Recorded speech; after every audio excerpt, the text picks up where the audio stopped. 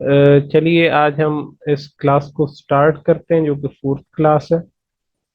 और I guess कल आप लोगों के साथ थोड़े इश्यूज आ रहे थे, और वो इश्यूज आ रहे थे कि शायद दो चीजें इकट्ठी हो गई थी।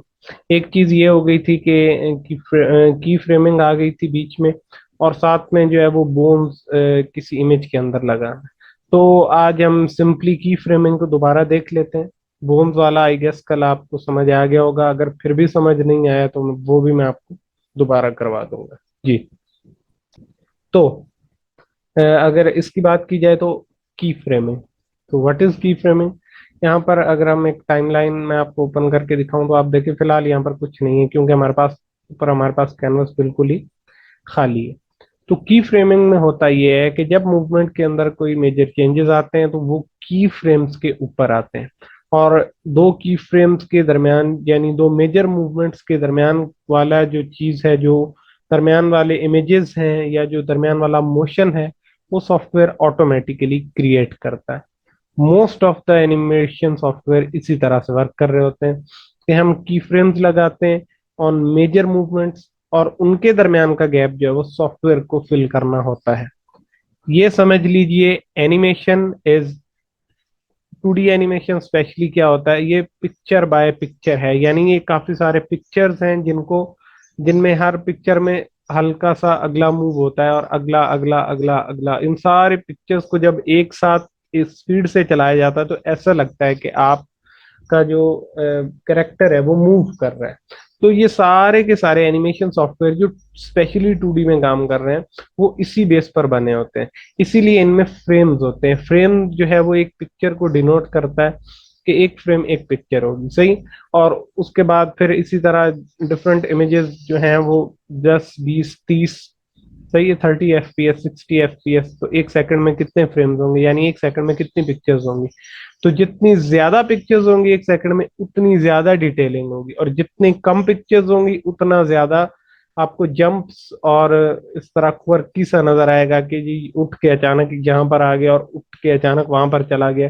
तो ऐसा नहीं होना चाहिए, सही। तो वो आपको बहुत ज्यादा जंपी और ऐसे गड़बड़ सा लगेगा। तो स्मूथनेस के लिए क्या होता है कि जितने ज्यादा फ्रेम्स होंगे उतनी ज्यादा डिटेल्स होंगी। तो सबसे पहले हम कोई कैरेक्टर ले आते हैं, कुछ भी। तो चलिए मैं कंप्यूटर से कुछ ले आता हूँ। तो मैं जाता हूँ, तो यहाँ पर देखें डिफरेंट चीज़ें मेरे पास पड़ी हुई हैं ऑलरेडी। या कल वाला जो था हम इसको ला सकते हैं, या फिर हम यहाँ से कोई भी चीज़ ला सकते हैं, डॉग हो गया, कैट हो गई, कुछ भी। तो अब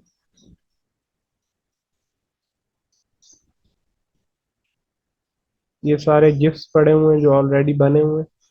चलिए मैं कल वाली फिश को लाता हूँ दोबारा से, ताकि हम उसकी की फ्रेमिंग को अच्छे से अंडरस्टैंड कर सकें। तो सबसे पहले जो हम फाइल डाउनलोड कर रहे हैं मोस्ट ऑफ द टाइम वो वेक्टर फाइल्स हैं, क्योंकि वेक्टर फाइल्स जो है हमें ट्रांसपेरेंट बैकग्राउंड चाहिए।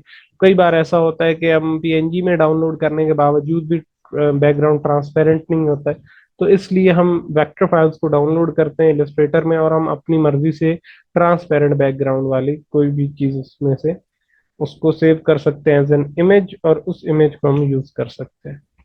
अच्छा जी, ये हमारे पास था कल वाली फिश, ये थी। आल्ट पकड़ के आप इसको ड्रैग करके ड्रॉप करेंगे तो इसकी कॉपी हो जाएगी, सही है। इसको आई गेस ये हमारे पास पड़ी थी, तो हम इसको सेव कर सकते हैं। तो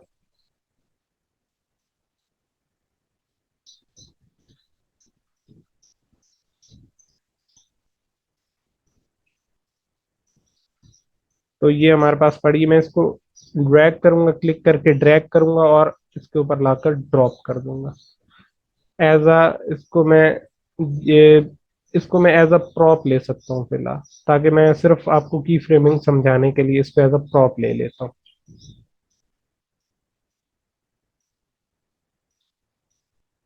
सही। और अगर मुझे इसके अंदर बोन्स लगाने हैं तो मैं इसको as a G3 free bone actor लूंगा। ऑल दो कि मैं प्रॉप को भी बाद में जाकर कंपोजर देख के ऑन हो गया, मैं यहाँ से अब भी इसमें बोन्स को ऐड कर सकता हूँ, तो व्हाट इज द मूवमेंट? तो मूवमेंट क्या चीज है? अगर हम इस टाइमलाइन को ओपन करें और अब आप देखेंगे ये नीचे इसके सारा कुछ आ गया है, तो सबसे सिंपल वाली जो चीज होती है, यानी एक जगह से दूसरी जगह पे मूव करना, तो उसको ट्रांसफॉर्म कहा जाता है। सही है। तो हम ट्रांसफॉर्म में दो स्केलिंग भी आती, रोटेशन भी आती, और मूवमेंट भी आती है। मूव, स्केल, रोटेट, ये तीनों ट्रांसफॉर्म का पार्ट है। सही। तो ये ट्रांसफॉर्म है, इस पे आप क्लिक करेंगे, ओपन हो जाएगा। आप देखेंगे यहाँ पे पहला की फ्रेम सेट है। ये वो जगह है जहाँ पर की फ्रेम सेट होते हैं। ये हर एक ये जो लाइन के दरमियान में, दो लाइनों के दरमियान में जो जगह है, ये वाली, ये जगह कहलाती है फ्रेम। सो यहाँ से यहाँ तक ये 10 फ्रेम्स हैं, और ये हर 10वें फ्रेम के ऊपर यहाँ पर इसका कलर जो है वो डिफरेंट होता है, हर 10वें फ्रेम का। तो आप देखिए ऊपर नंबर भी लिखे हैं, 0 से 10 है, और फिर 20 है, 30 है, और ये इसी तरह। ये सबसे पहले आप जो है वो जाकर सेट करते हैं कि आपका जो प्रोजेक्ट है उसका क्या सेटिंग्स हैं, ये आपको देखने पड़ते हैं। तो अगर आप एडिट में हैं तो सबसे नीचे आएंगे प्रोजेक्ट सेटिंग, आप इस पे क्लिक करें तो आपको ये बताएगा कि आप इस वक्त जो है वो ऑलमोस्ट 2000 फ्रेम्स आपके पास हैं, क्योंकि 0 से 1999 तक है, तो मतलब 2000 फ्रेम्स हो गया। सही। आप चाहें तो अपना जो भी कैनवस है या आपकी टाइमलाइन, उसको कम फ्रेम का बना सकते हैं। फॉर एग्जांपल मुझे अगर 50 फ्रेम की टाइमलाइन बनानी, तो मैं 50 फ्रेम यहाँ पर लिख दूंगा, 50। सही।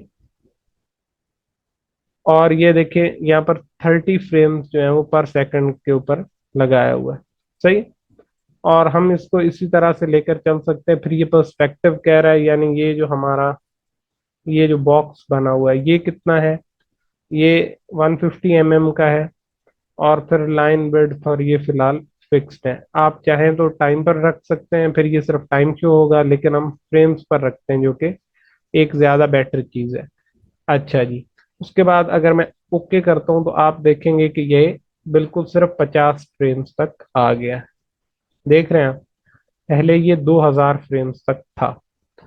और आप चाहें तो कर सकते हैं, लेकिन हम मोस्टली ऐसा नहीं करते हैं। मोस्टली क्या करते हैं, 5 से 10 सेकंड की ही एक टाइम में एनिमेशन कर रहे होते हैं। होता क्या है, आप हर 10-10 सेकंड के क्लिप्स बनाते चले जाते हैं, और बाद में उन सारे क्लिप्स को जोड़कर एक पूरी वीडियो बना दी जाती है। कभी भी पूरी वीडियो एक साथ नहीं बनाई जा सकती।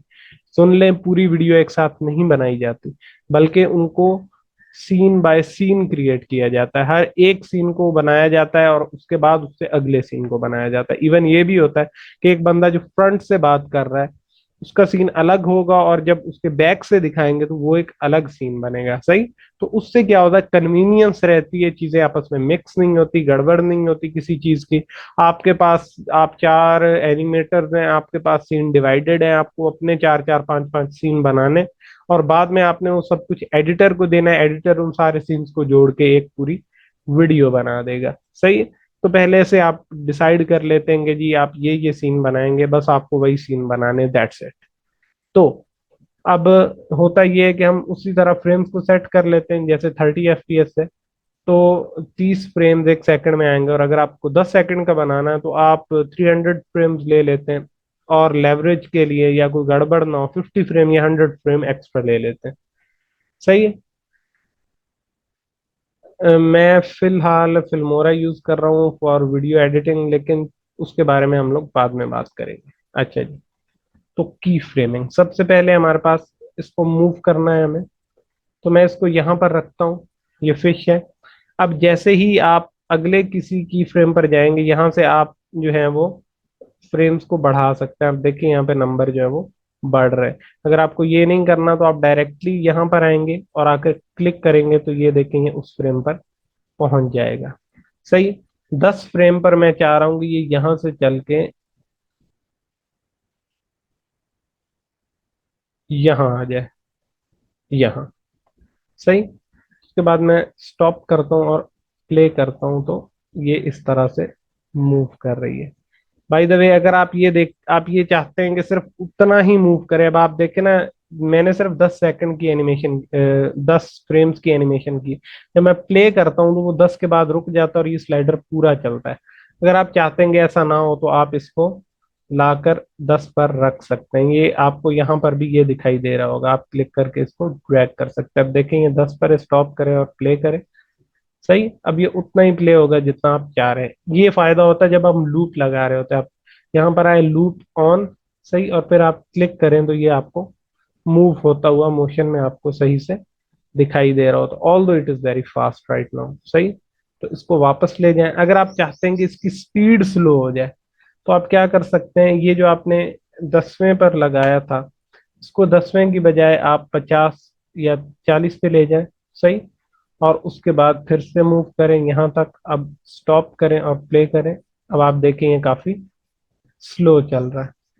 सही, तो अगर आपको स्पीड स्लो करनी है तो ज्यादा फ्रेम्स होंगे, और अगर स्पीड कम करनी है, ज्यादा करनी है, तो कम फ्रेम्स होंगे। यानी जितने कम फ्रेम होंगे उतनी ज्यादा स्पीड होगी। देखिए अगर मैं इसी को 10वें फ्रेम पर ले आऊं तो अब देखिएगा ये स्पीड इसकी कितनी तेज हो जाएगी। सही, जी सर, ये समझ आ गई है कि वो फिर जंप करके पहुंच जाती है ना जी। स्पीड। तो उससे अगर आपको स्पीड को कंट्रोल करना है तो आप फ्रेम्स के जरिए से स्पीड को कंट्रोल कर सकते हैं। चलिए जी, ये तो हो गया मूवमेंट।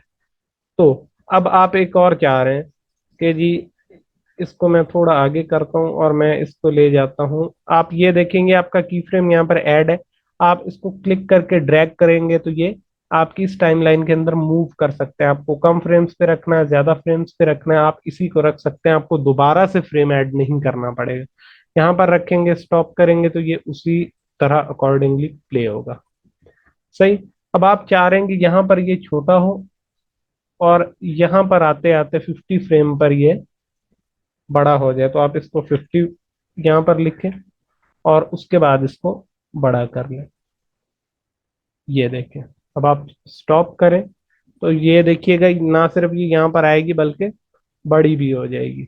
अब देखें,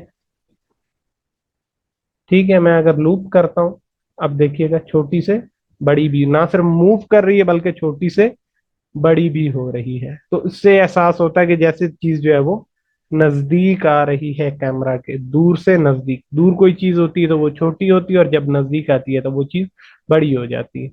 सिमिलरली आप चाहें तो ये पहले फ्रेम पर यहाँ पर है और आप चाहते हैं कि जब ये 50 फ्रेम पर आए तो ये रोटेट कर जाए। सही, अब देखिएगा मैं इसको रोटेट करता हूँ इतना। अब मैं स्टॉप करूंगा और प्ले करूंगा तो ये ऐसे रोटेट होगी। सही, तो अब ये क्या कर रही है, छोटी से बड़ी भी हो रही है, एक पॉइंट से दूसरे पॉइंट पे मूव भी कर रही है और साथ में रोटेट भी हो रही है। ये तीनों प्रॉपर्टीज ट्रांसफॉर्म की हैं। अगर आप आए यहाँ पर ट्रांसफॉर्म में तो देखें ये आपके पास डिफरेंट अलग अलग, जैसे एफ एफ डी का अलग से स्लाइडर ओपन हो जाएगा, ट्रांसफॉर्म का अलग से, मोशन का अलग से। तो आप देखेंगे कि ये यहाँ पर आपको ट्रांसफॉर्म के अंदर दो नजर आ रहे हैं, जबकि आपको जो मोशन का ट्रांसफॉर्म है उसमें कुछ भी नहीं है और ना ही स्प्राइट में कुछ है। सही है, तो आप इसको बंद कर सकते हैं। तो अब आप देखें ट्रांसफॉर्म के ये तीनों हमने यहाँ पर देख लिए कि ये रोटेट भी कर रहा है, मूव भी कर रहा है और स्केल भी कर रहा है। ठीक हो गया। उसके बाद जो भी आप अगर एनिमेशन उसकी खत्म करना चाहते हैं, राइट क्लिक करें, यहाँ पर होगा रिमूव सर ऑब्जेक्ट एक मिनट, एनिमेशन। सर अभी खत्म मत करें इसको, यहाँ कॉर्नर तक लाएं और ये यहाँ से वापस जाए। अच्छा, चलें ये भी कर लेते हैं। तो उसके लिए हमें थोड़े फ्रेम्स बढ़ाने पड़ेंगे। फिर से हम एडिट में जाते हैं, प्रोजेक्ट सेटिंग में जाते हैं और फ्रेम्स को हम लोग यहाँ पर 100 कर देते हैं ताकि 50 फ्रेम्स में ये आए और 50 में वापस जाए। आप टाइमलाइन को ओपन कर सकते हैं। अब ये जो पहला वाला फ्रेम है, आप इसको करेंगे राइट टाइमलाइन को क्लिक। ओपन करने के लिए सर क्या प्रेस करना है हमने? इसकी शॉर्टकट कीज होंगी। जी, अगर आप टाइमलाइन की बात करें तो F3 को प्रेस करने पर टाइमलाइन ओपन हो जाएगी, वरना यहाँ पर अगर आप देखें तो यहाँ पर ये है, यहाँ पर आप क्लिक करेंगे तो भी टाइमलाइन ओपन हो जाएगी, वरना आप F3 प्रेस करेंगे तो भी टाइमलाइन ओपन हो जाएगी। अच्छा, ये मैं स्लाइडर को भी यहाँ से 50 से 100 पे ले जाता हूँ यहाँ। स्टॉप करता हूँ। ये जो पहला वाला फ्रेम है मैं इसको कॉपी करता हूँ, राइट क्लिक करें, कॉपी करें और 100 पे जाए, क्लिक करें, यहाँ पर आपका स्लाइडर आ जाएगा ये वाला, और इसको लाकर आप यहाँ पे पेस्ट कर दें। सही। अब स्टॉप करें और प्ले करें। सो समझ आ गई आपको? अब मैंने क्या किया, मैंने सेकेंडरी मोशन, जो सेकंड वापस वाला मोशन इसने करना वो नहीं बनाया, बल्कि मैंने क्या किया, एक मोशन बनाया कि ये आगे जा रही है, रोटेट हो रही है और स्केल भी हो रही है।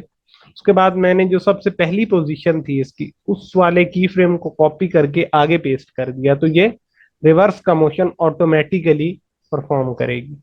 सही। तो सर ऐसा अगर होता हम सेकेंडरी इसका बनाते तो वो कैसे करता, वो कैसे होता? इसी तरह से होता। ये देखें। अब एग्जैक्टली मैंने यहाँ इस की फ्रेम को क्यों कॉपी किया, अगर मैं 50 फ्रेम पर आता हूँ, ये यहाँ पर है, और मुझे अगर इसको यहाँ पर वापस ले जाना उसी पॉइंट पर जहाँ से ये स्टार्ट हुई थी, तो मैं दोबारा अगर इसको मैं फिजिकली लेकर जाऊंगा इस पॉइंट के ऊपर, तो गड़बड़ हो सकती है कि मैं इससे आगे जा सकता हूँ या पीछे रह सकता हूँ। सही। लेकिन बेस्ट वे ये है कि आप पहला वाला, जो पहला उसकी पोजीशन, जो पहला की फ्रेम है, उसको कॉपी करके आखिर में पेस्ट कर दें, तो वो खुद ही उस मोशन को करने नहीं लगे। सर, एक फिर तो वो बैक होती फील होती है ना, फिर वो मतलब घूम के वापस तो नहीं ना जा रही, उसकी डायरेक्शन तो वो नहीं बन रही। ये देखे ना। सर कहाँ पे भी अगेन कीजिएगा, मैंने नहीं देखा उस टाइम, मुझे समझ नहीं आई। अच्छा जी, फिर से देख लें। मैं इसको रिमूव कर रहा हूँ। सबसे पहले ये की फ्रेम है सबसे पहला, इसको राइट क्लिक करें, यहाँ पर काफी सारे ऑप्शंस हैं, इसमें से कॉपी का ऑप्शन लें और यहाँ पर आए, 100 वाले पे आके क्लिक करें तो स्लाइडर आपका 100 पे आ जाएगा, फिर से राइट क्लिक करें और उसके बाद पेस्ट कर दें। सही है? तो ये पेस्ट हो जाएगा, और ये उसी तरह से घूमता हुआ भी महसूस होगा, क्योंकि तीनों हमने लगा रखे हैं, पहले पर भी और।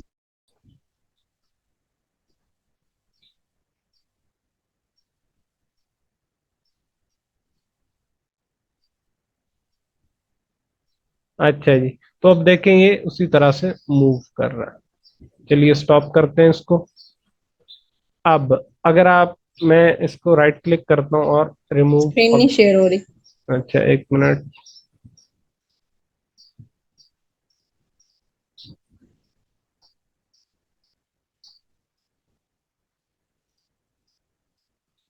हाँ जी।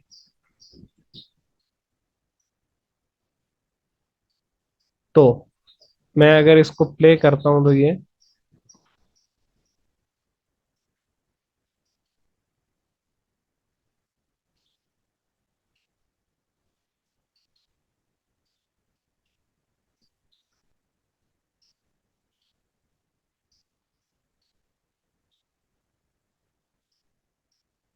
अच्छा मैं इसको प्ले करता हूँ तो ये मूव करता है। अच्छा, अब मुझे अगर सारी एनिमेशन को रिमूव करना तो मैं स्टॉप करूंगा और इस फिश के ऊपर आऊंगा, इस पर राइट क्लिक करूंगा और यहाँ पर रिमूव ऑब्जेक्ट एनिमेशन, जैसे ही आप क्लिक करेंगे तो इस पर जितने भी किस्म के एनिमेशन होंगे, चाहे वो लिप सिंक का हो, ऑडियो, और उसके अलावा मोशन का हो या ट्रांसफॉर्म का, कोई भी एनिमेशन होगी वो रिमूव हो जाएगी। सही। उसके बाद हम क्या करेंगे, अब हम चाह रहे हैं कि ये यहाँ से चले और स्क्रीन के सामने से गुजरे, तो हम यहाँ पे आएंगे और उसके बाद मैं चाहता हूँ कि ये 1 सेकंड में गुजरे, तो 30 फ्रेम, और उसके बाद ये यहाँ पे हो। सही। तो उसके बाद मैं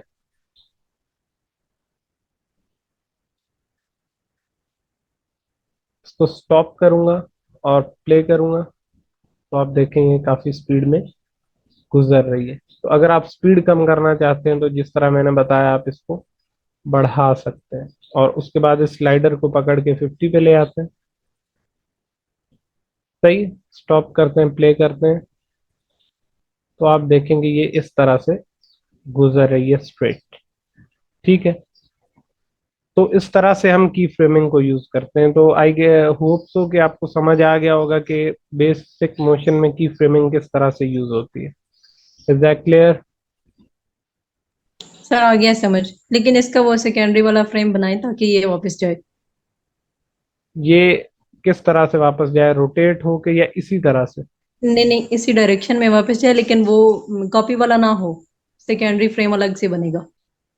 अच्छा, चलेंगे। मैं फिर स्लाइडर को 100 पे कर देता हूँ। अच्छा जी, यहाँ पर आता है। यहाँ पर आने के बाद ये फ्लिप होता है, और फिर मैं इसको लेकर जाता हूँ 100 पे, और 100 पे ले जाने के बाद मैं इसको इसी डायरेक्शन में, आप देख रहे हैं अभी दो लाइंस बन रही हैं। तो अगर ये लाइन आप इस तरह से ऊपर रखेंगे तो ये इस ओरिजिनल डायरेक्शन जहाँ से ये स्टार्ट हुआ था वहां पे नहीं जाएगा, बल्कि अब ये उसका एक सेकेंडरी पाथ बन रहा है। अगर आप चाहते हो उसी तरह से हो तो हम इसको थोड़ा सा नीचे करेंगे, अब आप देखेंगे ये वही पाथ लेगी। तो इट डिपेंड्स कि आप किस तरह से करना चाहते हैं। सेकेंडरी पाथ जरा ऊपर हो, जरा नीचे हो, थोड़ा आगे पीछे, आप कहीं पर भी इसको कर सकते हैं। सही। और उसके बाद आप इसको स्टॉप करेंगे, इसको प्ले करें तो ये जाएगी, और फिर यहाँ से फ्लिप होके वापस आएगी।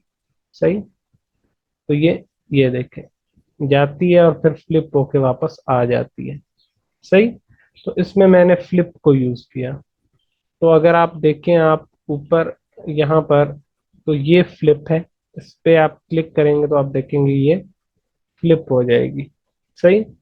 तो मैं नीचे गया 50 फ्रेम के ऊपर, और 50 फ्रेम के ऊपर जाकर मैंने फ्लिप किया, और फिर ये यहाँ से मूव करने लगी उसी तरह से। ठीक हो गया? समझ आ गई? जी सर, आ गया सर। मैंने ये इसलिए पूछा था ना, क्योंकि मैंने लास्ट वीक आई थिंक एक कैरेक्टर था मेरे पास, मैं उसको इस तरह वापस लेके गई, तो वो पहले आके रुक गया, फिर यहाँ से जब वो वापस जाने लगा तो उसका वो फर्क आ रहा था वापस करने में, इसलिए मैं ये देखना चाह रही हाँ थी। जी, चलें। अब आई होप सो कि समझ आ गई होगी आपको। उसके बाद एक और काम करते हैं आज, छोटा सा, ज्यादा इसको नहीं खींचते। एक बैकग्राउंड। सही।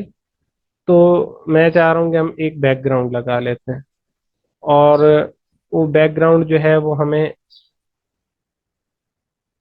ताकि और जो है चीजें रियलिस्टिक लग सके। तो मैंने यहाँ पर सर्च किया हुआ था, लेकिन तब जैसे ही क्लास स्टार्ट हुई लाइट चली गई। तो मैंने यहाँ पर सर्च किया है फ्री पिक के अंदर आकर, ओशियन वेक्टर। सही। तो आप देखिए यहाँ पर डिफरेंट ओशियन की इमेजेस हैं, कोई भी आप ले लें इस तरह की हो। लेकिन ये देखें, ये इसके ऊपर ये बना हो, इसका मतलब ये प्रीमियम है। हमें प्रीमियम नहीं चाहिए ना, हमारे पास प्रीमियम अकाउंट है, हमें फ्री वाला चाहिए। तो I guess this one is very good, तो आप इस पर क्लिक करें।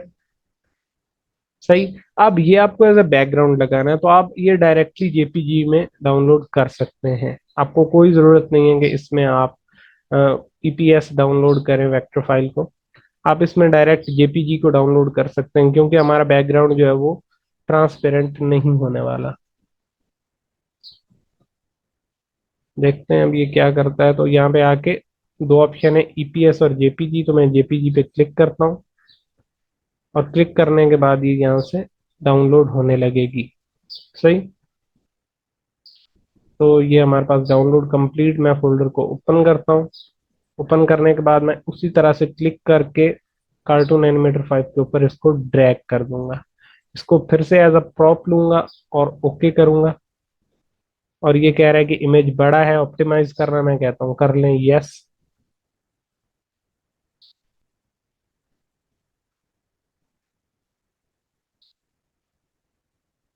सर वहाँ बैकग्राउंड का ऑप्शन था, तो हमने वो क्यों नहीं किया?